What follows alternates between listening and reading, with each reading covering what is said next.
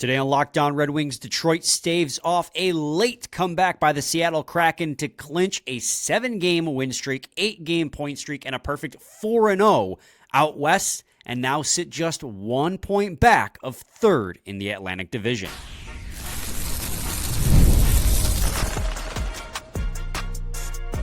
You're Locked On Red Wings, your daily podcast on the Detroit Red Wings. Part of the Locked On Podcast Network, your team every day. Welcome back to the Locked On Red Wings podcast. We are your hosts, Brian Fisher and Scotty Bentley. Scotty's host over at Locked On Tigers, as well as a sports writer for C&G Newspapers, and I am a color commentator for Oakland University ACHA D1 men's hockey. And guys, it is 1:09 a.m. in the morning as of right now, as of recording this. In the morning. So, did I say PM? It could emphasize how tired No, I am. you said a.m. in the morning. Oh, okay. Well, emphasizing how tired we are after watching this. Like, the adrenaline is starting to leave our bodies. We'll try to keep the energy levels high here for you guys for the next 30 minutes. But, wow, just not a great ending to that hockey game. Well, a great ending, but not a great third period in that hockey game, staving off a comeback, but just, like, stepping back, Scotty, and looking at the grand scope of this win streak, this road trip, this McClellan era so far. I'm running out of adjectives to describe how incredible this is. And we thought we saw highs last year with this team. The highs this year, this stretch, eclipses anything we saw last season. Yeah, man. I just want to give the entire team so much credit, which sounds super cliche after a win and like very easy to do, which I understand. But like, this was a game, like if you listen to the tone in yesterday's show, like how unfair of us it was to be like, oh, like maybe a letdown game. Like they were clearly the better team on the ice. And like it went to a shootout and they barely squeak out a win because of, you know, the greatest shootout performer of all time being on your roster. Like that certainly was a lot closer than it needed to be. And we'll talk about why. But as far as you know, like people do the deserve to win no meter or whatever, like the Wings were very clearly the better team on the ice for just dang near 60. And for them to, even if it ended up being a closer game, to play as well as they did on the last game of this road trip, after winning so much against some pretty decent teams, like this is an unbelievably impressive performance. And even if they only got 1 point out of it, I was going to, you know, sing the praises of how they showed up and how they performed and the effort they put forth. Because, you know, we were like preparing people for maybe a letdown spot, and they did the exact opposite. They played one of the best games they played, honestly, on the entire road trip, even if the final score doesn't look like it. Yeah, and for the record, Scotty, the deserve to win-o-meter that you were referencing is on Money Puck. You can go and see it after every single hockey game. You just click on that specific game. It has the Red Wings with a 76.5% share of the deserved win-o-meter. Like they would have won 76% of 1,000 simulations is how they work that. Just like you guys deserve to win, so you should choose Game Time. That's today's sponsor. Download the Game Time app, create an account, and use code LOCKDOWNNHL for $20 off your first purchase. Sorry, I had to get that in there before we got too far along here. Thanks, buddy. Appreciate it. I mean, we're talking first thought, right? I mean, my first thought coming out of this game was I guess my first thought was, wow, we dodged a bullet, right? Like that collapse in the third period was rough. But then my second thought was, okay, 7 out of 8 points and an 8-game point streak is still incredible, even if it's not a 7-game win streak. But they still, regardless of that, were able to come away. And you bring up such a good point, Scotty, about we were preparing people for a down game. Tough back-to-back, less than 24 hours apart, a mandatory off day after that, so you don't get an opportunity to address those things. And you outplayed, with the exception of especially the latter half of the third period when Seattle was pushing really hard, which, again, we frown upon. We don't condone collapsing like that. But you outplayed the Seattle Kraken through 50 minutes of this hockey game. Like, that kind of response was shocking to me and super encouraging as well. Because now you have 2 days off to rest for your final game at home before the All-Star break, Four Nation break, and an opportunity to surpass Ottawa for third in the Atlantic. Like, Scotty, there's an opportunity here. Like, we're talking about, okay, they retook wild card one with this win, right? Surpassed Boston and Tampa Bay. But then if you look up, you're like, Ottawa's within reach. Toronto is within reach. Like, that is insane to say that going into the game on Saturday, and again, depends on how Ottawa's results finish out the week, you could have an opportunity to surpass them and be in third in the Atlantic Division in February at the All-Star break, which it just is nuts. Yeah, dude. Yeah, like I know that it is, and we texted a little bit about this earlier. I understand that it is frustrating to be in like one of the best divisions we've ever seen, and to have seemingly the margin of error to be so paper thin, right? Like you lose, you're completely out of the playoff hunt entirely. You win, and you have a chance to be third in the division. Like, I understand the frustration that comes along with that, but at the same time, you have to remember what this team has dug itself out of. This season was over, dude. Like, we were literally talking about like, oh, well, maybe they like, I remember at the end of the Lalone tenure talking about, well, like, now it's too far gone. They waited so long. Like, now you can get a new coach, but like, he's not going to single-handedly like come in and make the team a playoff contender. Like, this season's probably over, and you just are looking for signs of life for next year. And now we're talking about being a win, and like, we're a win away from third in the division, and we're standings watching, and you're in the playoffs if the season ends today. It's unbelievable, and there's still a lot of work to be done, and obviously, again, because the margins are so paper thin, they need to keep the foot on the floor. Gas, the pedal. Yeah, pedal to the metal. Pedal to the metal. That's the one saying. of those.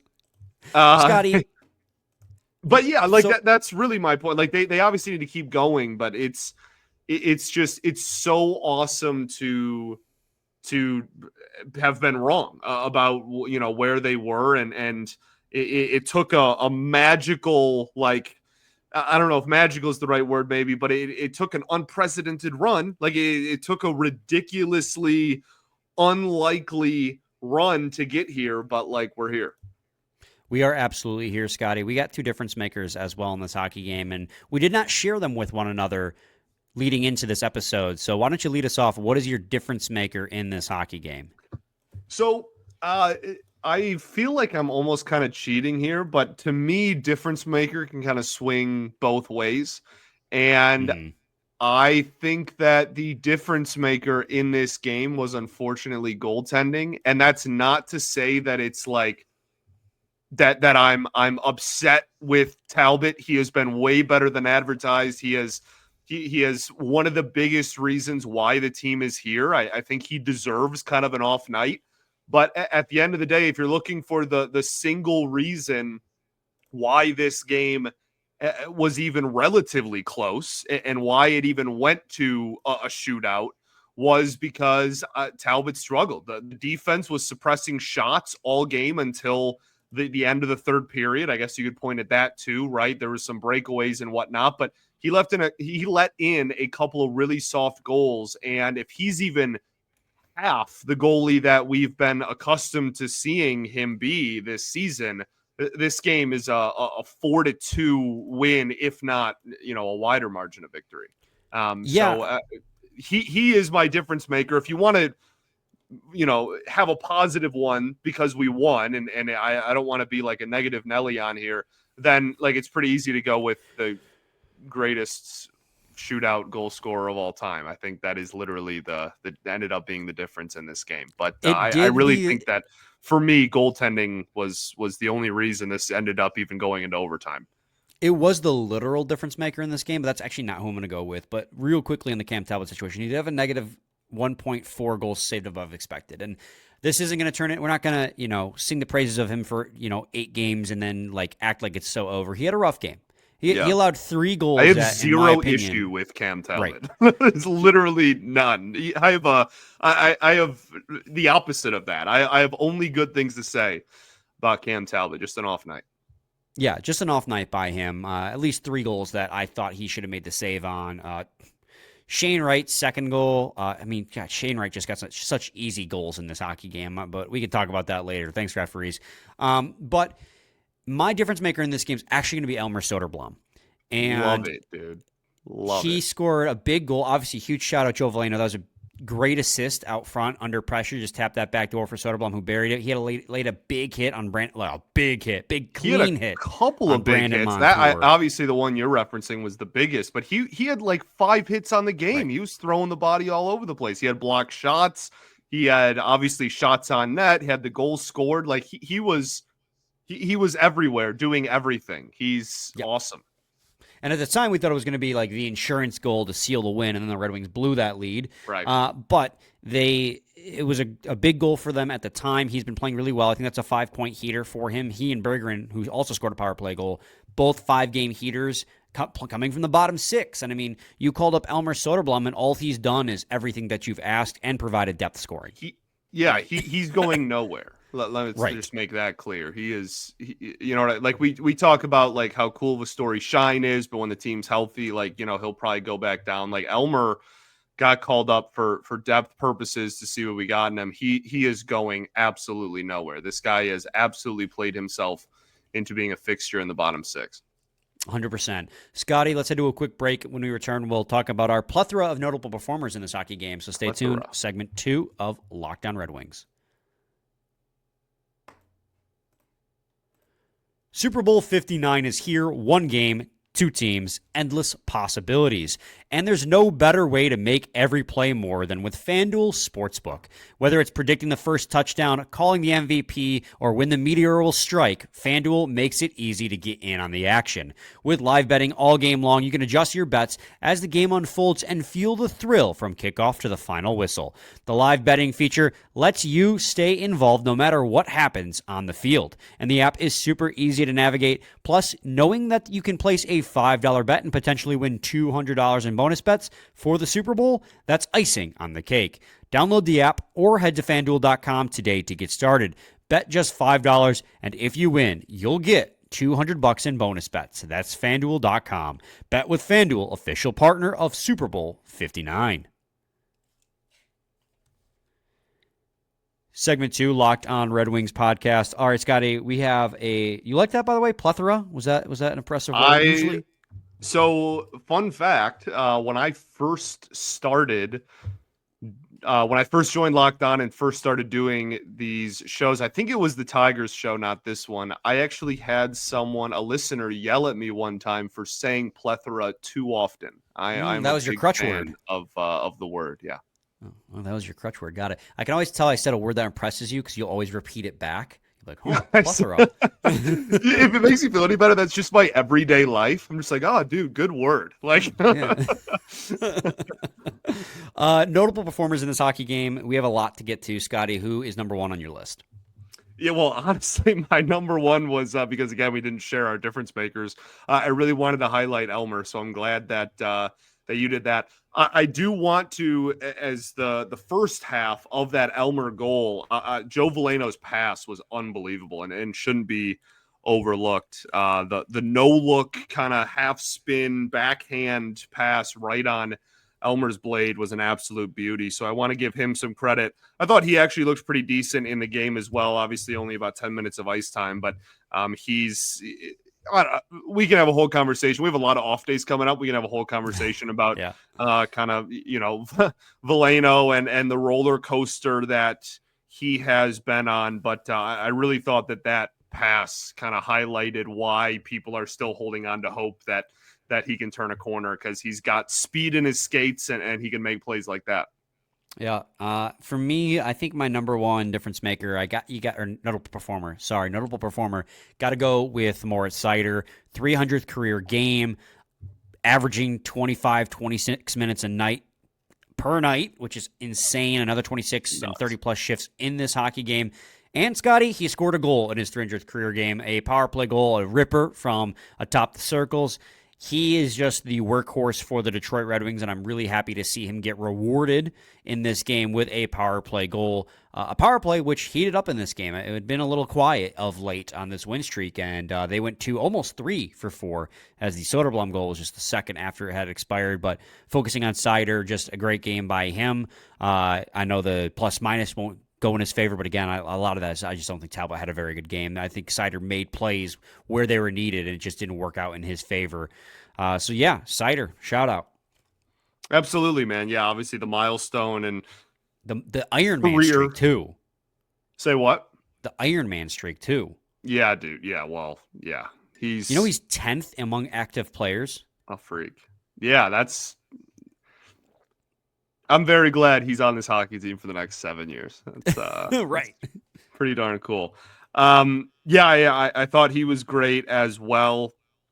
I do want to give a shout out to Marco Kasper in this game. Leaves with the 1 point, had an assist in this one, but was really aggressive, I thought. Had the one play where he almost collided with Seattle's goalie, which was close play. Glad no one was hurt and everything, but that was him really attacking the net, trying to get pucks deep and crashing. But I mean, he was throwing the body around. He had a lot of hits in this game. Had a couple of really aggressive poke checks. That was because of an aggressive forecheck. Like he was kind of all over the place, and I thought he made a couple of really nice passes as well, which has been a theme lately. Like I feel like this is 4 or 5 games in a row where I've said something about nice pass from Marco Kasper. Like I think he's really, and this is broken record at this point. We talk about it a lot, but over the last month and a half, he really has pretty noticeably turned a corner, and I think he looked great in this one again. Yeah, it's almost going to suck when you have to take him off the top line wing to transition him back to center again, because that chemistry is so good. And for the record, right, Scotty, he threw 5 hits in this hockey game, which led the Detroit Red Wings. The Red Wings as a team only had 15, so he had a third of the hits himself. He had a third of the team's hits, man. Yeah, and you mentioned it, that crispy pass to Lucas Raymond, who got denied by Dackard. Dude, that whole play. Raymond draws everybody in, so there's 3 guys on him. Backhands to Marco Kasper, who's then wide open, who then passes it back to Raymond crashing. And yeah, that I don't know how that's not a goal. Massive props to Seattle, really, in general. But that should have been a goal. But impressive goaltending, no less. And that first goal, the first goal the Red Wings scored, the Lucas Raymond goal, doesn't happen if Marco Kasper doesn't win the race to the puck in the corner. That's a lot of your plays start there. So you need a guy on the offense, on the forecheck, who's not afraid to get to the corner and win that race and win that battle. And Marco Kasper does that. Like, that's as good as he is, like, everywhere on the ice, because he's such a well-rounded player. That's his biggest attribute, is the fact that he wins those corner battles and wins possession of the puck. That's something that the top line needs. Then, not to say Lucas Raymond and Dylan Larkin aren't good at it, but I think Marco Kasper's better at it. Although I think Dylan Larkin, statistically speaking, is one of the best in the league at winning board battles. So I think I might need to eat my words there. I'd have to double check on that. But I think statistically, Dylan Larkin's one of the best in the league. Talking about a rookie versus captain in the highest paid player on the team. So I think that's okay. All-star. Yeah, absolutely.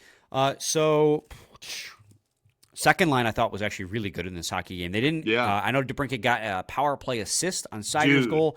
The toe drag, I wanted it so nasty. bad, dude. That was so crispy. Oh, I needed it like air. That was so, because I think if he doesn't get hooked long enough to he just barely has to readjust, gets knocked off the puck, gets the blade right back on it, and does get a shot attempt off. But if he doesn't have that little hitch where he gets hooked just a second long enough to get knocked off the puck there, I think if he doesn't find the back of the net, he at least gets a really, really high danger shot off. Yeah, and that second line as a whole led the team in the expected goal share, your shot attempt share, your Corsi 4 percentage at 5-on-5. They had 64% when they were on the ice. They had 16 shot attempts for, 9 against, and they were second on the team in expected goals 4 percentage, 79%. Andrew Kopp, I thought, actually had a really good game.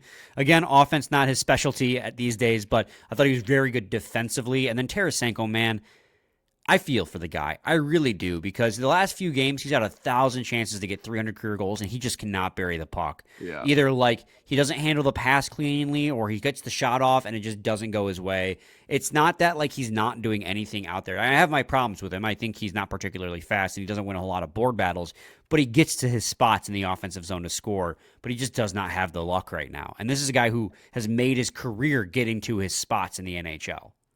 Yeah, big time. And then like on top of that, you have the brutal fall. I'm glad he's healthy. I mean, that was that trip he had against the boards was dangerous. What were fans booing at, by the way? Like, I don't know. They showed the replay, there was boos, which like I don't know, I maybe something was happening in the stands or on the ice or something that wasn't on TV. I have no clue. I obviously wasn't there, but like it just felt weird. Like that's the most blatant trip I think I've ever seen. Like I was very confused on what and where the booing came from. So I'm glad he's okay, because that was a really dangerous play. They're the hometown fans. They'll boo anything. I guess it happens everywhere. Like Seattle. I don't know. Right, I know. Scotty, let's head to another break. When we return, we'll finish up. We got more notable performers. There was just so much to talk about with this game. As the Red Wings, another 7-game win streak, the second time, or the only time in franchise history they've had 2 7-game win streaks in the same season, and they happened less than a month apart. Red Wings are en fuego right now, as they say. Stay tuned to segment 3 of Locked On Red Wings. Looking for tickets to the next big event, whether it's a concert, comedy show, or a sporting event, finding a right ticket at the right price can be a headache. But with Game Time Picks, it's never been easier. Let me tell you how it works. So when you log on to Game Time and you pick a game you want to go to, Game Time Picks makes it so all the work is done for you in finding the best value. Take it from me. I've done it. You've heard me talking about it for the last month, and you're going to hear me talk about it up until probably about March 1st when I go to the Stadium Series game. I got my tickets for the Stadium Series game through Game Time. It showed me a seating chart of the stadium, and it showed me where the best value seats are based on each individual area. I got a seat that was considered in the top 1% of value versus the seats around me. And let me tell you, when I looked at the prices of the seats around me, I can tell you I saved at least $100 on that one ticket that I bought. And, of course, with the all-in pricing guarantee, the all-in pricing toggle, rather, you turn that on like I did, you see the price up front without being surprised when you go to checkout to see all those fees. All the fees are bundled in the price when you turn that toggle on. Then just head to your checkout, put in Locked On NHL as a promo code, and you'll get $20 off your first purchase. That's what I did as well. Saved so much money using Game Time. So download the Game Time app, create an account, and use code Locked On NHL for $20 off your first purchase. Terms apply. Again, create an account and redeem code Locked On NHL for $20 off. Download Game Time today. Last minute tickets, lowest price guaranteed. Segment 3, Locked On Red Wings podcast. All right, Scotty, you want to talk about reffing? Yeah. I didn't think it was particularly good. The Wings got a little bit, I think, of you would call it a makeup call, even though they don't do that. As found it's been out. Admitted that they do it. The refs have gotten fired for being caught on the hot mic talking about it. Yeah. Well, that's what I was referencing. So yeah, like they got a little bit of a makeup call there, but it was the most frustrating reffing is not poor officiating, it's inconsistent officiating. And that's across all sports. And I felt like tonight was very, very inconsistent. I really don't like blaming refs for like outcomes of games. I think it's like very tired and very rarely is like truly the case. And obviously the Wings get a win in this one. So, we're all good. Everyone's happy. We're fine. But I did think it was very inconsistent tonight. Yeah, and I mean, I think the most egregious example was the 2 blatant missed calls on Michael Rasmussen. Yeah, Rasmussen just got beat up. Right. The second of which was like the most textbook trip I have ever seen. They did not call. And Shane Wright picks the puck up, comes all the way down, and rips it past Talbot. Yeah. And that's one I thought Talbot should have had as well. I mean, it was a clean lane on a short side. Both of Wright's goals. He should have had both of Wright's goals, and one more in this game that I thought he should have had too was the Chandler Stevenson one. That tied the game. But I digress. That was some really inconsistent power play, and this is or penalties, and this is coming from a guy who roots for a team that had 4 power plays in this hockey game. Like, how is it that the Red Wings had 4 power plays, only had 1 penalty kill, and I'm still complaining about the rest? Well, that's because they missed the obvious ones. Like, we got a power play as a makeup call, which we did score on, which is nice, but that was to then retake the lead after they missed the most obvious tripping call. Remember, Scotty, last year early in the season, I was actually at this game and saw it happen in real time. The thrown stick that denied Olimata a goal, then they came back down the ice and scored. Like, I was getting flashbacks to that, and I'm like, it's always Seattle. Not to say, like, there's a fix-in for Seattle. They're 7th in the Pacific Division. But it just seemed, it's a weird coincidence that every single time the Red Wings are playing Seattle, it feels like there's a massive missed call that has massive implications on the flow of the game. In the game last year, Seattle ended up winning in overtime. This year, the Red Wings were able to sneak away with a win, and it's still on the Red Wings not to blow the lead because you still had a 4-2 lead in the third period. So that's still on you. But, man, that was some really inconsistent officiating from a team that had 4 power plays. It's crazy. So, reffing in professional sports, always a debacle. Always Patrick Kane. It's always easy to talk about at a minimum, for sure. It's always easy to talk about when they're bad. You know, it's one of those thankless jobs. Like, you notice when they're bad, and then when they're good, they bet on sports. So that's a MLB shout-out. Dude, you're going to make me cry. He's the GOAT, dude. Why do... I'm going to get emotional. I don't even want to talk about it. It's 1:35 in the morning. This guy's going to cry over an umpire. Pat Hoberg is the GOAT, dude. Why do you have to do it, man? Why do you have to do it? You either die a hero or live long enough to see yourself become the villain. I guess Pat so, Hoberg. man. I guess so. I'll never forgive him, but because I love him, you know? Patrick Kane, Scotty scored. Well, I guess you technically don't say scored because it doesn't actually count as a real goal, but he netted an NHL record shootout goal in tonight's game, and it was filthy. They're ramping him back up, third line minutes in this hockey game above fourth line. Looked good on the third line. I was really excited to see Soderblom and Kane together just because Kane can thread the needle and Soderblom has a ton of reach, so every single pass was going to get corralled that way. But focusing in on that shootout goal, it was filthy. It was the difference maker in this hockey game. So good. Congratulations, Patrick Kane, on your NHL record. Yeah, dude. Yeah. Like, he is now Showtime. officially if he wasn't already considered it before, he is now officially the, greatest career shootout weapon that the game has ever seen. And that's a really cool thing to have on your hockey team when you've gone to a shootout, 2-3 times in the last week and a half. So it's been nice to have that in the back pocket. Good. Yeah. It's pretty good. Dominic Schein played again. Mm-hmm. That's exciting. He had one. I don't know if it ended up being like a high move. danger shot, but he did have one where he was crashing the net, and I thought he might have an opportunity there. He made a slick move that didn't result in a shot. He actually comes away with this game, no shots on net, 3 hits and 1 giveaway, but I don't care about giveaways because it's hard to quantify what was a takeaway versus a giveaway. That's always whack. One of the worst stats in sports is hockey giveaways, yeah.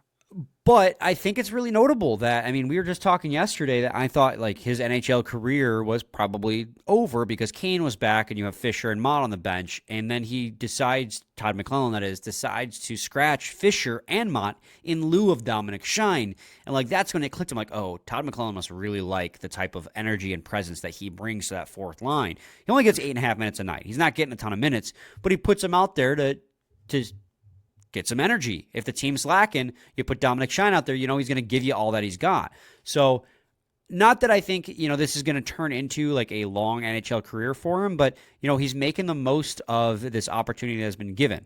I don't know when this train is up. JT Compher might be back probably after the All-Star break, I imagine. Once JT Compher's back, you got to make a decision. You're not sending Soderblom down. Dominic Schein makes the most sense, but who knows? If you like him, maybe you waive Tyler Mott. I don't know. So it's interesting situation. He's putting it in question. Will he get sent down or not? And I think that is an incredible thing. Yeah, absolutely. I think I still think he is probably sent down, but he's it's still an awesome story. Like, it doesn't really matter what happens from here on out. It's awesome regardless. He got the contract regardless. Good for him, man. Well, it's like Todd McClellan said when he got called up after his premier game.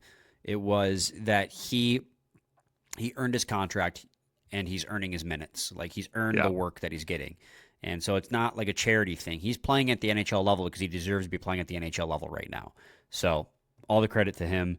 The final thing I got, a Berggren scored, 5-game point heater for him Burgers. too. Right off the face-off. That's when I realized that it's not Dackard. I keep calling him Dackard. Is it Decord? That's how they've been pronouncing it. Decord. I've been putting my emphasis on the wrong part of the heck word. of a night, though. I mean, golly, that's one of the best performances I've seen from somebody who gave up 5. Like, I mean, he faced 40 shots, not including the shootout. So, it obviously got kind of peppered, but still had, I think, exactly a 900, just over 900, somewhere around a 900. Even though the box score is going to say he gave up 5. 900. He was great. Obviously, we already mentioned the Raymond play, and. Yeah, I thought he was really good in overtime, too. So, Scotty, there's going to be a conversation we're going to have in the next couple of weeks about the trade deadline where is this team going to buy? Yeah, we're going to have to define buy, but we'll talk about it. What do you mean define buy? Will they be trading for a player? That's buying. That is not what buying means. We'll define buying in next week's episode. Trading for a player means buying? That's rather than trading away a player? It could be a soft buy. Yeah, you can also sell and still trade for a player. Okay, but you understand the difference. You're splitting hairs. You understand the difference that I'm implying here. I'm saying there's a lot of nuance in what buying entails. Like, there's all-in buying. There's, like you said, soft. Like, there's Yeah. And are we going to be doing some version of buying at the deadline? I think that's going to be a conversation we're having next week. Sure. I didn't mean to be like Mr. Literal there, but like I think it's a I don't know, like a scale. Dictionary.com. Scotty's making sure that we have the definition of buying out here. All right, it is 1:41 in the morning. Brother, let's go to bed. Let's go to bed. We ball, baby. That's We 7. ball. 7 games in a row that they've won. 8 games in a row they've gotten a point. 4-0 on the West Coast road trip. What else? 2 first wild card. 7-game winning streaks for the first in the same season for the first time in franchise history, and they're both under McClellan, who's been here for like a month and a half. Right.